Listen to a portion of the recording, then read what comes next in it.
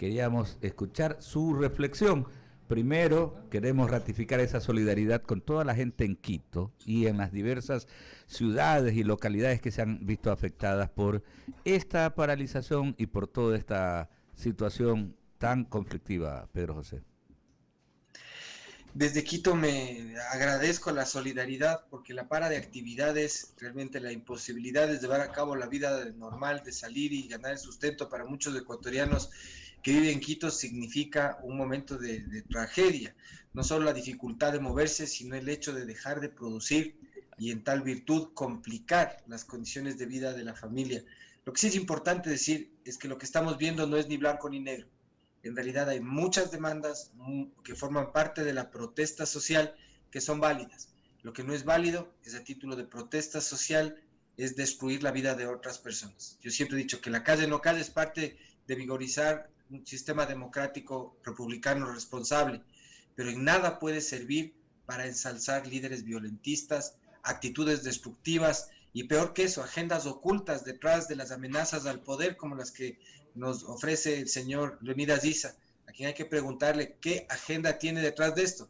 ¿Quién quiere que sea presidente? ¿Borrero, Saquicela o estará pensando en alguien más o él mismo? Lo que estamos viendo aquí es una agenda personal acompañada probablemente de agendas criminales organizadas que están lesionando la economía de los ecuatorianos. En ese sentido, aunque empatizamos y simpatizamos con todas las necesidades que la familia ecuatoriana sufre por falta de cumplimiento de la palabra del gobierno central, tenemos también que solidarizarnos con la necesidad de poder seguir trabajando para salir adelante. Claro que sí quieren imponer la agenda violenta y hay que reflexionar también en el sentido de que la clase dirigente, y no solamente política, dirigente en general del país no ha tenido la capacidad para poder estructurar esa agenda país, que es la que debería estar ahí en la mesa del análisis, del debate, de la discusión entre los representantes de los distintos estamentos. Por ahí también viene una falla y yo creo que desde todos los sectores hay que ir haciendo ese mea culpa, Pedro José. Definitivamente yo creo que es imposible pensar que una crisis como esta que nos involucra a todos no involucre también una cuota de responsabilidad de cada uno de nosotros. Yo creo que desde lo político es fácil solo quejarse sin ofrecer respuesta, sin dar solución. Y al revés, más fácil todavía desde la política aprovechar la circunstancia para hacer palestra política. Tenemos que ser muy claros, el orden constituido debe ser protegido, tenemos que ser muy claros, desde el orden constituido hay que abrir los oídos, hay que reemplazar a las personas que no facilitan las soluciones, como el señor ministro de Finanzas, y es necesario reforzar la gestión de los órganos de control y del poder público para evitar el crimen en nuestra sociedad. A esta hora conversando con el ex candidato presidencial Pedro José Freile. Permítame que Jaime Velázquez tiene otras inquietudes para usted. Gracias, mi querido Alberto, y bienvenido, Pedro. Un placer tenerte por acá. La Gracias, verdad es que es complicada la situación, ¿no? Porque si uno se pone en los pantalones del gobierno, uno dice, Dios mío, ¿cómo resuelvo esto? Y si uno está en el otro lado, digamos, de los indígenas que han sido explotados durante mucho tiempo no por el gobierno ni por los gobiernos como tal, sino más bien te diría que los mismos indígenas se explotan entre ellos mismos porque controlan el agua, porque efectivamente tienen una serie de cuestiones. ¿Cómo tú harías, y te pregunto esto si el caso se diera, ¿cómo harías para resolver este conflicto? Porque lo veo complicadísimo, o sea, realmente son posiciones muy radicales y pues obviamente el gobierno tiene que digamos, precautelar a los 17 millones de habitantes del Ecuador y estamos por 10.000, estamos complicados todos los ecuatorianos. ¿Cómo plantearías tú una solución a este tema, mi querido Pedro? Una cosa que sería útil de hacer aprovechando la circunstancia y que de hecho no se soluciona en este instante, pero que a largo plazo nos sirve como país. Uno, mejorando la calidad del liderazgo. Si tú tienes una organización, un colectivo humano, una causa social que durante 400 años sigue reclamando lo mismo y sigue teniendo los mismos perfiles de líderes al frente de esas causas, tal vez es hora de probar unos perfiles diferentes, porque hay una falta de liderazgo o de liderazgo apropiado para poder hacer que esas causas sociales tengan éxito. Segundo, estoy ahorita siendo crítico con el lado indigenista y dando recomendación. Yo sí quitaría a un líder violentista, machista, xenófobo como Isa y pondría al frente a un indígena, igual, de la misma edad o más joven, mejor preparado, más motivado, con una vocación de diálogo, de construcción y probablemente con conocimientos de economía y sistema constitucional que podrían impulsar de mejor manera las causas del movimiento indígena.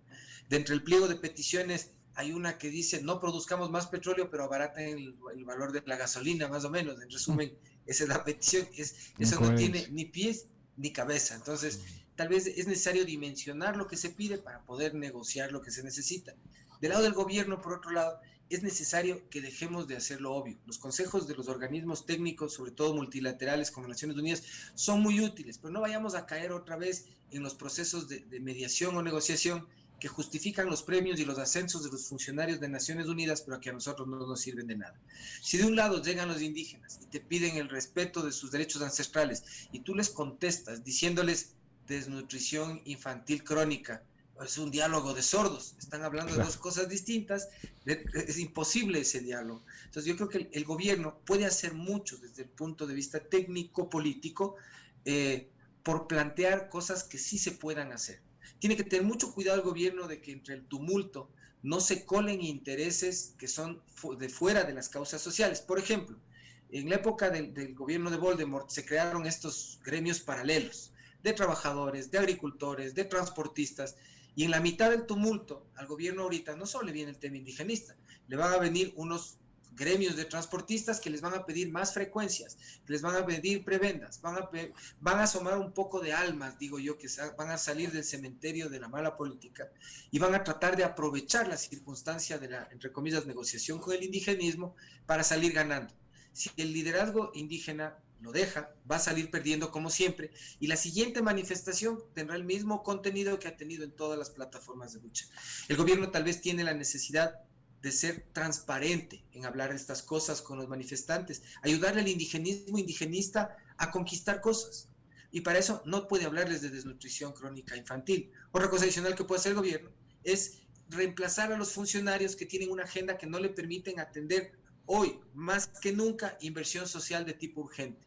Técnicos dentro del gobierno hay, que llegaron con el presidente en esta administración, que son de más confianza de su grupo, digamos así, de base político, de creo y demás, existen. Hagan una priorización de las cosas que se pueden ofrecer como inversión social y descoloque, señor presidente, 3,000 millones de dólares de los 12,000 que tenemos en reserva para el sistema financiero, que no vamos a alcanzar a colocar en todo el gobierno porque no hay sujetos de crédito para que pueda absorber el sistema toda esa plata. Y hagamos obras chiquitas en donde se le pueda facilitar trabajo a la gente y hagamos inversión mínima en salud y seguridad de manera inmediata para que la gente esté más tranquila. Nadie le está pidiendo milagros al gobierno. Venimos de la pandemia y la recesión global. Es un momento crítico en la economía de la historia humana, pero también es tal vez esa la oportunidad de decir las cosas más sinceramente. Y siente en la mesa, señor presidente, a los 5 poderes del Estado. Yo le sugerí un Consejo de Estado Accidental. Cada una de las cabezas, pongámonos un horizonte corto de 6 meses, de 10 meses, de un año, y digamos cómo queremos enfrentar el narcotráfico, cómo queremos enfrentar el hambre, cómo queremos atender la cadena de abastecimiento de nuestras ciudades. Pongámonos en orden mientras seguimos haciendo lo correcto, que es atraer inversión, provocar legislación nueva, cambiar el sistema laboral, pero no dejemos las cosas por separado y sobre todo no nos creamos el cuento de que decir desnutrición infantil crónica es lo que están esperando escuchar las personas al otro lado de la mesa, porque eso no va a provocar ninguna negociación. Según tus palabras, mi querido Pedro, significa entonces que existe, sí se puede gobernar en este país. Lo que existe es oídos sordos de lado y lado. Son oídos cómodos del lado en donde podríamos incomodarnos para estar mejor, que es del lado del gobierno, y hay espíritus bloqueados completamente con la forma de hacer política como siempre, que es del lado del señor Leonidas Dice. Yo lo he dicho, a mí me parece que el señor es una amenaza, pero no por eso dejan de ser reales las necesidades con las cuales la gente se siente incómoda y dispuesta a protestar. Entonces, ni blanco ni negro, tenemos que empezar a jugar, y tampoco gris, hay que empezar a jugar práctico. El país sí es gobernable, el país sí puede salir adelante y sí puede hacerlo con el liderazgo del presidente que tenemos en funciones. Correctísimo, pero le voy a dar paso a Lucía Jaramillo, que tiene más preguntas para ti. Así es, 8 de la mañana con 45 minutos. ¿Cómo le va, Pedro José Freile? Lucía Jaramillo le saluda. Es importante lo que usted acaba de decir, y es justamente sobre el machismo. El machismo del presidente de la CONAIE se evidencia con la falta de respaldo a Guadalupe Llori en la asamblea, a pesar de ser indígena e integrante de Pachacutic. No, yo creo que no. De hecho, para mí la señora Llori hace rato es en términos políticos un ente asexual y completamente desprovisto de capacidad de representar a alguien desde su propia formación hasta su gestión y ese aferro al cargo que ella tiene. Por eso prefiero verle completamente asexual, porque de hecho yo considero que los valores más bien que encarnan las mujeres, y sobre todo las mujeres que hacen liderazgo, van muy por encima de las actuaciones que esta persona ha mostrado al frente de esa curul particular. Ok, perfecto. Entonces, ya con esa pregunta yo culmino para darle paso a Ramiro Cepeda. ¿Qué hacer ahora con todo lo que está pasando? Ayer hablábamos con el presidente de la Cámara de Comercio de Guayaquil sobre la millonaria pérdida que ha tenido pues el país con respecto a estas manifestaciones y a este paro nacional que se ha dado, y que lamentablemente pues un día de cierre en los locales, o este miedo, sobre todo aquí en Guayaquil. Pedro, te cuento, hace 2 días prácticamente se hablaba del tema del miedo, y ya a las 3 de la tarde el centro de Guayaquil, el casco de la ciudad, ya prácticamente todos los comerciantes cerraban sus almacenes por el temor y por el pánico que se generó, por el miedo, porque encima no es que solo tenemos esto, sino que también además estamos cada día arriesgando nuestras vidas al salir de la casa, porque la delincuencia juega al pepo. La delincuencia juega al pepo en todo el Ecuador ahorita. De hecho, el juego nacional del Ecuador va a ser el pepo a este paso. Va a ser el campeonato nacional de pepo, y los que van a jugar van a ser la liga de sicarios, representados por los carteles de las drogas que se cargan de las escuelas de formación de estas personas. Lo que pasa en Guayaquil ahorita está pasando ya en todo el Ecuador. En las zonas que se consideran más seguras de Quito hay sicariato, hay asaltos no solo con armas blancas, sino con ametralladoras. Esto está ido de las manos. Y el liderazgo del gobierno solo nos dice que están tomándose medidas técnicas. El liderazgo de los alcaldes solo nos está diciendo que el gobierno les debe dinero, cuando lo que tenemos la necesidad de hacer es de empezar a reaccionar organizadamente como sociedad. Yo creo que las guerras, las catástrofes naturales, y debemos considerar hoy el crimen en nuestra sociedad como una catástrofe antropológica. El fenómeno, digamos así, de origen antrópico más grande que hemos sufrido, que de hecho nos debería convocar, igual que un terremoto, a trabajar juntos para combatirlo. En el largo plazo desde la educación, en el corto plazo en el entrenamiento, que incluso necesitamos para nosotros como ciudadanos poder participar de la prevención e incluso de la disuasión en casos extremos, porque la policía no se va a abastecer sola, y si el gobierno no se está abasteciendo, es ahí también en donde hay que hacer inversión social. Yo te voy a poner un ejemplo que de hecho en números es peor en Quito de lo que podría llegar a pasar, de lo que está pasando en Guayaquil. La parroquia más grande de Quito es Calderón. Entre Calderón y Carapungo habitan más o menos 540,000 personas. Existen 5 UPCs para 540,000 personas. Esas 5 UPCs, 4 funcionan. Y de esas 4 que funcionan, la mitad del tiempo no tienen combustible. Entonces, cuando la gente dice que bien estuvo el proceso de vacunación, dicen, sí, a todos nos vacunaron, pero ahora todos los días para ir a comprar leche en la tienda tiene que vacunarse con un cartel de drogas o con una pandilla para regresar vivo a la casa. ¿Cómo atendemos esto?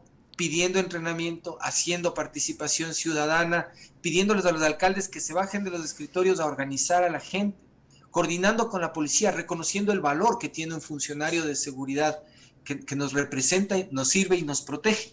Pero si no lo hacemos, si no lo hablamos, simplemente nos quedamos en que como el sistema de garantías nos permite extender la mano y exigir nuestros derechos y garantías, no vamos a hacer más. En realidad hay mucho que como ciudadanos tenemos que hacer ahora, incluyendo desde conmover al gobierno para que nos organice a hacer esto, porque eso sí tiene que hacer, organizarnos. 8 de la mañana con 49 minutos, Ramiro Cepeda con más preguntas. Pedro José, qué gusto de verlo, tómese su cafecito que ahí está. Ramiro. Suena tan lógico lo que dice. Y la parte que yo no entiendo es por qué Guillermo Lasso no se sienta a almorzar con Guillermo Lasso. Y se ponen a conversar los dos, porque creo que al único que le va a aceptar un no por respuesta es al mismo Guillermo Lasso.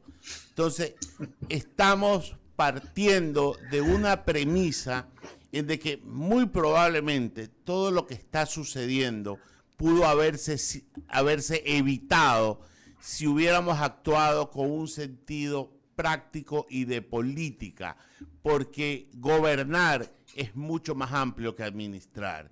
Y lo que nos ha faltado, y creo decirlo con todo el respeto a la autoridad del presidente de la República, pero con toda firmeza como ciudadano, de que gobernar es mucho más amplio. Y usted ha dicho cosas que a todos los que en algún momento entendemos algo de política emanan del sentido común.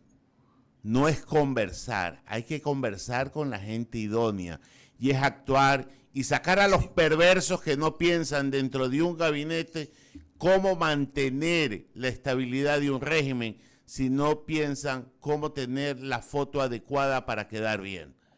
Entonces, Pedro José, en este momento hay que sacar a 3 o 4 que no tienen por qué estar en el gabinete y sugerirle al presidente que se siente a conversar con alguien más que no sea su entorno inmediato, que está claro que no le ha dado resultado. Ramiro, es así y yo creo que el presidente tiene toda la posibilidad de hacerlo. Todo un país que tiene afincada su esperanza o su reclamo en que de una u otra manera sea él quien pueda liderar la solución. No le pedimos que actúe de mago, simplemente que haga lo que está previsto que haga, y eso es liderarnos. No que nos diga lo que esperamos que sea correcto, sino lo que sale de su propio empeño. Este es un hombre que ha perseguido un sueño, al menos durante 12 años, demostrarles de una manera consistente y coherente, para llegar a un punto en donde sus propios sueños podrían materializarse en construir nuevas esperanzas para más gente. Y no lo está haciendo. Hay alguien alrededor de él que de hecho nunca estuvo convencido de él. Tal vez hay que identificar a esa persona y dejarla ir a otras funciones. No quiero decir darle una patada en el rabo porque sonaría duro, pero dejarla ir a perseguir otros sueños y concentrarse en lo que sí puede hacer. Hoy el diálogo no es entre el gobierno y el movimiento indigenista, es entre el poder que nos representa, el poder ejecutivo, y la esperanza de que la república se mantenga como república. Detrás del señor Issa hay una agenda, yo sostengo una agenda oculta que sí, es de sedición, es de destrucción del orden constituido, y lo que está haciendo es aprovechándose lo que es legítimo, es el sentir popular de que las cosas están mal. Pero nuestros propios líderes tienen que decirnos, sí, están mal y por qué. Creo que ese es el primer ejercicio. Es el primer ejercicio de transparencia que nos permite seguir con más confianza las decisiones que tome el gobierno. Pedro José, y me salta otra cosa que lo conversábamos antes de esta entrevista aquí en el panel.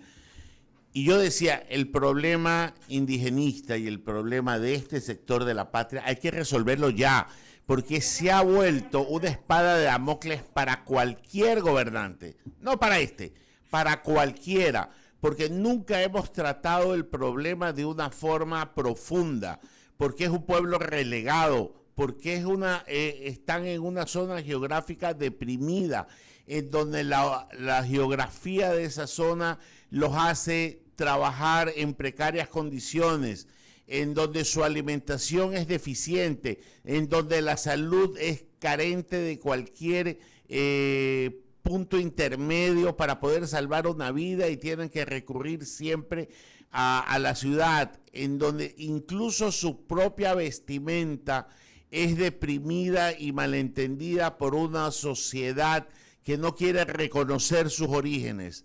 Entonces, es hora de solucionar este problema también y no de tratar de comprar líderes que se venden de manera coyuntural al presidente de turno. Ni comprar líderes, ni regalar víveres. Aquí ¿Ya? El tema es de inversión social. Lo que tú acabas de describir, Ramiro, es claro, es preciso, es geográficamente contenible y tenemos la responsabilidad como sociedad de que el presidente de la República, las funciones del Estado en conjunto, nos digan, ecuatorianos, necesitamos como funciones de la República, como Estado y como sociedad, rescatar a los ecuatorianos que viven en estos sitios, que son víctimas de unas condiciones sociales que les han mantenido reclamando lo mismo durante tantos años. Vamos a cortar esto desde cero, porque como en cualquier familia, los ecuatorianos y el Ecuador somos tan fuertes como el más débil entre nosotros. Porque si tenemos un indigenismo débil, tenemos un Ecuador débil. Si tenemos provincias depletadas y abandonadas, tenemos un Ecuador débil. Entonces, no es hora ya de que hagamos un pacto para que podamos ir e invertir, hacer la inversión social que se necesita. Y al mismo tiempo, levantar la economía nacional. Porque en la medida en la que saquemos de la pobreza a nuestros hermanos indígenas, dentro de sus reclamos, vamos a evitar migración hacia las ciudades, vamos a usar mejor los suelos que tienen características agrícolas en el centro del país, vamos a permitir nuevos polos de desarrollo, vamos a exportar otros productos. Hay muchas cosas que tenemos que hacer y aunque no suene liberal esto, hoy es el momento en donde del bolsillo del Estado, para poder darle ignición a eso, se necesita inversión social. Totalmente de acuerdo, y parecería ser, y ya para ponerle un toque de broma a este final de la entrevista, Pedro José, de aquellos fantasmas que hablaba el presidente de Bucarán existían en Carondelet, parece que tiene múltiples presentaciones y termina volviendo, ¿qué podría ser? Cerrar, no abrir la mente al gobernante, y creo que le ha sucedido a todos. El presidente Lasso no está eximido de esto. Esas voces, la suya, la de estos micrófonos, la de la gente que habla, no es escuchada y a veces creen que es en mala onda y lo que queremos es lo mejor para la patria y no hay peor sordo que no quiere oír. Pedro José, muchas gracias. Digan sus palabras finales. Es que iba a decir una cosa, pero iba a ser considerada profundamente racista. Porque leí ayer en un tuit que alguien mandaba que para solucionar esto el presidente tenía que invitarle a almorzar a Leonidas Diza. Buenísimo. Entonces, sí, entonces le decía, ya como ya le invitó a almorzar, el asunto se iba a solucionar. Pero de nuevo, por el contenido racista del chiste no lo voy a terminar. Pero se los dejo a las redes. Claro, totalmente, Pedro José. Oiga, y solamente un detallito, ¿no? Lo que dice Pedro José Freile se traslada a la realidad, ¿no? A la realidad de todos quienes viven en los sectores urbanos marginales y en la ruralidad, ¿no? Porque acá en la costa también es lo mismo, hay muchos sectores deprimidos. Y es esta miopía, ¿no? De la dirigencia, ahí sí política, y de los gobernantes, y no solo desde la presidencia de la República, prefectos y prefectas que por no generar justamente esas políticas que incluso determina el COTAC, ¿no? Que es el mantenimiento de las redes viales secundarias, terciarias, de generar esas políticas que van encaminadas para fomentar el desarrollo productivo, hacen que la gente, igual que ocurre allá en el páramo, en nuestra serranía, igual pasa acá en la costa. Entonces claro, la gente termina migrando por la fuerza de necesidad. Exacto, porque no tienes oportunidades y ni siquiera, como decía Ramiro, la oportunidad de atenderte en materia de salud, en lo básico, ¿no? El tema de la escolaridad, seguridad y educación. Claro, entonces ese es un grave problema. ¿Qué terminamos haciendo? Generando esta migración forzada a los centros urbanos, ¿no? Esto viene generando a su vez otro problema también en las ciudades. La falta de empleo hace que caigan en estas prácticas también delictivas en algunos casos, y en fin, una serie de situaciones cuando podríamos fomentar incluso la productividad para el consumo local, o sea, para el consumo nacional, e incluso para poder apuntalar más la agroexportación y aprovechar hasta la coyuntura mundial, ¿no? En estas circunstancias. Les mandamos un fuerte abrazo, pronta recuperación, ¿ah? Ya vamos a unos 48 horas más, ya nos dejan salir de aquí. Cuídense ustedes también, que no pasa todavía el bicho ese y es desagradable. Por supuesto que sí, son las 8:59 minutos. Un abrazo, Pedro José Freile, ex candidato presidencial. Vamos a ir a la pausa publicitaria. Ya regresamos con más en esta jornada de jueves, aquí en El Diálogo. Hacemos un corte y enseguida